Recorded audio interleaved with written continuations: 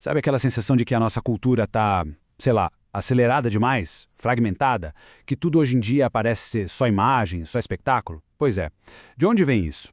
Hoje a gente vai fundo numa ideia bem provocadora de David Harvey, que faz uma conexão direta entre a economia que nos move e a cultura que a gente consome. Vamos tentar entender como o sistema financeiro acaba moldando a nossa realidade. Olha só que curioso isso aqui. É de um anúncio de banco de décadas atrás. Um lema estranho, né? Especular e acumular. Parece simples, mas ao mesmo tempo soa incrivelmente familiar. Quase como um mantra secreto dos nossos tempos. E aqui está a grande questão que o Harvey nos joga no colo. O que acontece quando a diferença entre gerar valor de verdade e, bom, só mover dinheiro de um lado para o outro fica meio borrada, quase invisível? É exatamente isso que a gente vai investigar agora. Então, para começar, a gente precisa entender a base econômica de tudo isso. A máquina que, segundo a análise de Harvey, deu forma para a nossa condição cultural de hoje. Essa expressão era uma crítica direta a algumas políticas da época, mas acabou capturando um sentimento que estava no ar. A economia parecia cada vez mais uma coisa de ilusão, de manobra financeira, do que de produção real. Sabe, a riqueza parecia surgir do nada, como uma mágica, feita com fumaça e espelhos. E o Harvey dá um nome para esse novo motor: acumulação flexível. O ponto crucial aqui é o seguinte: o capitalismo se reinventou. Aquela rigidez da produção em massa deu lugar a um sistema muito mais rápido, mais volátil, focado em serviços, finanças e, acima de tudo, na capacidade de se adaptar instantaneamente ao mercado. E os números aqui mostram o tamanho do terremoto. Olha só a queda vertiginosa do emprego industrial e, ao mesmo tempo, a explosão do setor de serviços. E isso em só 20 anos. Não foi uma mudancinha de curso, não. Foi uma reconfiguração total das economias ocidentais. E essa imagem é a consequência visual daquela tabela. Conforme os empregos de fábrica sumiam, a riqueza começou a se concentrar no topo de um jeito nunca antes visto. A tal da acumulação flexível estava funcionando sim, mas para um grupo muito, muito seleto de pessoas.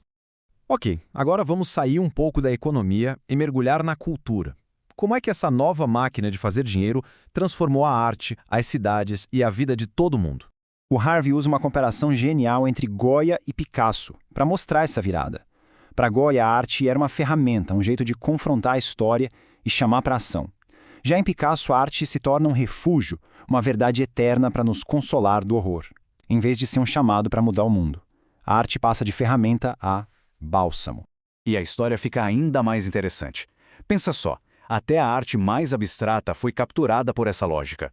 As telas caóticas do Pollock, que eram o puro suco do individualismo, foram usadas pelo governo americano como símbolo da liberdade de expressão do Ocidente contra o comunismo. Ou seja, a arte virou imagem, uma peça no grande espetáculo da Guerra Fria. Claro que essa ideia de usar o espetáculo para distrair e controlar não é nova. Os romanos já eram mestres nisso. O que o Harvey aponta é como isso ganhou uma cara totalmente nova, comercial e institucionalizada na nossa era. Cidades industriais que estavam em crise, como Baltimore, se reinventaram como palcos de entretenimento. Construíram aquários gigantes, shoppings para turistas, tudo para vender uma imagem de renovação. O espetáculo virou a nova indústria da cidade. Mas toda essa economia de imagens e de serviços flexíveis não saiu de graça, né? Teve um custo humano e foi um custo altíssimo. Esse número, sozinho, já é brutal. Entre 1972 e 1986, o salário real médio nos Estados Unidos caiu 10%. Enquanto a economia de espelhos criava fortunas no mercado financeiro, a maioria das pessoas viu seu poder de compra diminuir. E as consequências sociais foram diretas e bem severas. O Harvey descreve um aumento no número de pessoas em situação de rua, uma crise no acesso à saúde, a precarização do trabalho e o acirramento de tensões sociais. O preço da flexibilidade para o capital foi a instabilidade para milhões de vidas. E essa frase do Harvey é o diagnóstico final dessa era.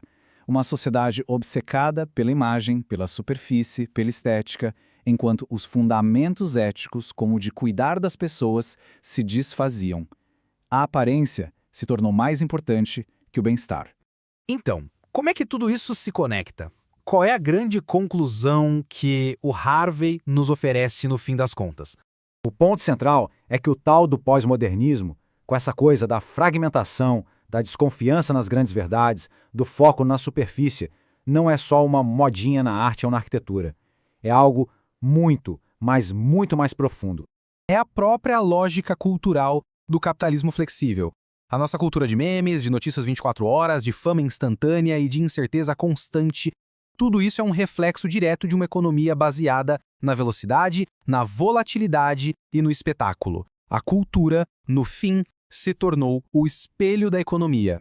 E o mais impressionante é que o Harvey fez esse diagnóstico lá em 1989, quer dizer, há mais de 30 anos. A questão que fica é, se a gente olhar para esse espelho hoje, no nosso mundo de redes sociais, de inteligência artificial, de crises globais, o que é que a gente vê no reflexo? A imagem ficou mais nítida ou ficou ainda mais distorcida? Olá! Se você gostou do nosso conteúdo e quer continuar recebendo as melhores dicas e informações, não se esqueça de se inscrever no canal. É rápido e fácil. Deixe também o seu like neste vídeo para nos ajudar a crescer e compartilhe com seus amigos. Sua participação é muito importante para nós.